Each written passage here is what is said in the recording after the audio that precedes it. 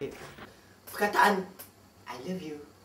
Perkataan tu adalah perkataan yang orang kata dengan saya lah, eksklusif. Perkataan yang jarang lah untuk kita ucapkan kepada orang yang kita sayang. Kenapa?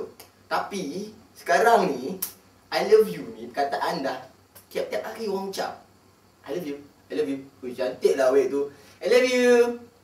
Tapi perkataan tu dah dekat bibir kita dah immune. Kata orang immune. I love you, I love you, I love you.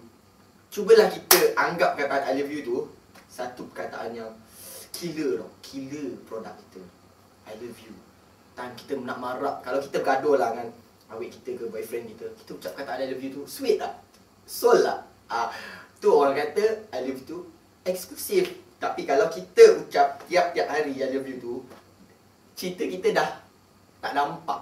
Bukan tak nampak, dia macam hilang tau. Hilang seri percintaan. Betul tak? Siapa cakap?